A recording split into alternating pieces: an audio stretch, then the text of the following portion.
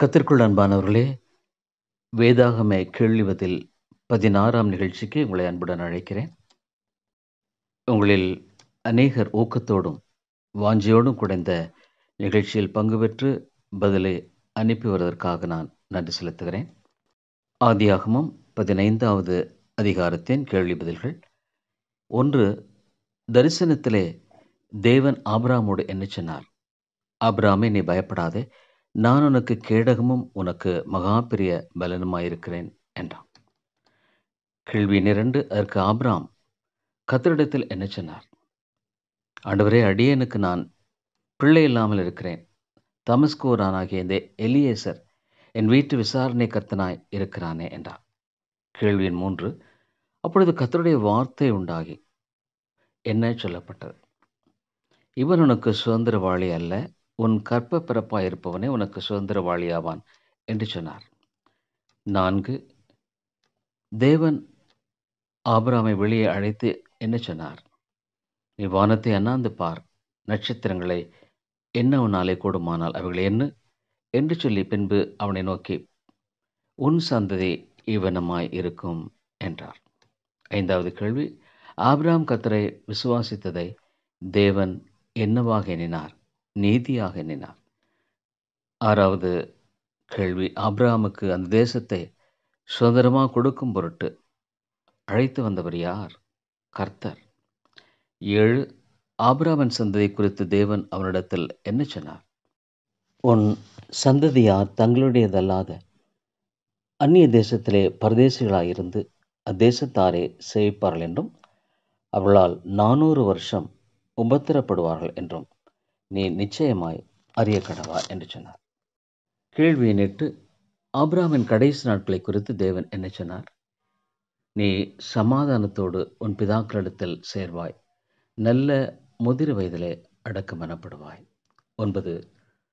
Abraham சந்ததி எந்த தலைமுறையில் அந்த தேசத்திற்கு திரும்பி வருவார்கள் என்று கர்த்தர் சொன்னார்?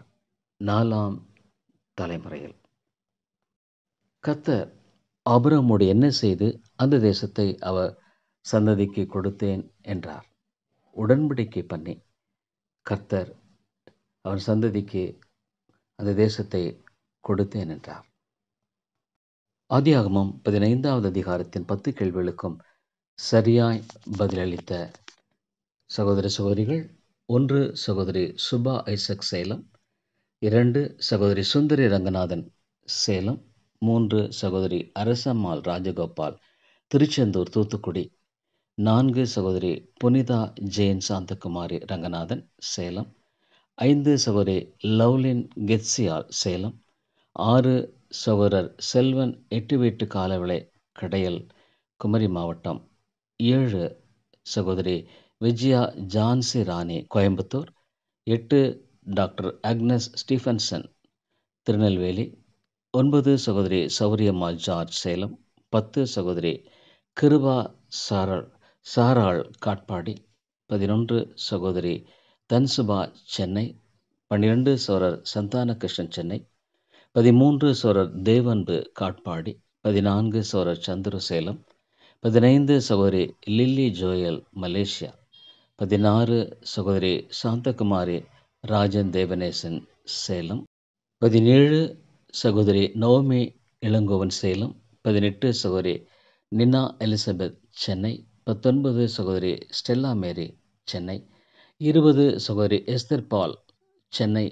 21. சகோதரி சாந்தா பத்மா, சேலம். 22. சகோதரி தேவி டேவிட், சேலம். 23. சகோதரி மணிமேகலை மனோகரன், சென்னை. 24. சகோதரி கிரேஸ் ஜெயந்தி, சென்னை. 25. சகோதரி எம் ராணி, நவி மும்பை, மகாராஷ்டிரா. அனைத்து கேள்விகளுக்கும் சரியாய் பதிலளித்த அருமையான சகோதரர்களுக்கு என் வாழ்த்துக்களை தெரிவித்துக் கொள்கிறேன். ஆதியாகமம் 16ஆம் அதிகாரம். கேள்வி எண் 1. ஆபிரகாமுடைய மனைவியாகிய சாராய்க்கு என்ன இல்லாமல் இருந்தது? கேள்வி எண் 2. சாராய் தன் புருஷனாகிய ஆபிரகாமுக்கு மறுமனையாட்டியாக கொடுத்த அடிமை பெண்ணின் பெயர் என்ன? கேள்வி எண் 3. ஆகார் ஏன் ஓடிப்போனாள்? கேள்வி 4. கர்த்தருடைய தூதனானவர் நீரூற்றண்டையில் ஆகாரை பார்த்து என்ன கேட்டார்? கேள்வி 5. கர்த்தருடைய தூதனானவர் ஆகாருக்கு என்ன கட்டளையிட்டார்? கேள்வி 6. கர்த்தருடைய தூதனானவர் ஆகாரின் மகனுக்கு ஏன் இஸ்மவேல் என்று பெயரிட்டார்? கேள்வி 7. ஆகார் தன்னோடு பேசின தேவ தூதன் கர்த்தர் என்று அறிந்து அவருக்கு என்ன பெயரிட்டாள்? கேள்வி 8. கர்த்தர் ஆகாரை சந்தித்த துறவின் பெயர் என்ன? கேள்வி 9. ஆபிராம் ஆகார் பெற்ற தன் குமாரனுக்கு என்ன பெயரிட்டான்? கேள்வி 10. ஆகார் இஸ்மவேலை பெற்றபோது ஆபிராமின் வயது என்ன? நீங்கள் இதற்குரிய பதிலை அனுப்ப வேண்டிய கடைசி நாள் 4/2/2025 9 மணிக்குள். நீங்கள் வாட்ஸ்அப்பில் நேரடியாக டைப் செய்தோ அல்லது பேப்பரில் எழுதியோ ஃபோட்டோ எடுத்து அனுப்பலாம். அநேக புதியவர்களும் இதில் கலந்து கொண்டு பயன்பெற வேண்டும் என்று நாங்கள் வாஞ்சிக்கிறோம். ஆகவே புதிதாக கலந்து கொள்ள விரும்புகிறவர்களை அன்புடன் வரவேற்கிறோம். நீங்கள் அனுப்ப வேண்டிய வாட்ஸ்அப் எண் 9842767184. கர்த்தர் தாமே உங்களையும் உங்கள் குடும்பத்தாரையும் ஆசீர்வதிப்பாராக. நன்றி.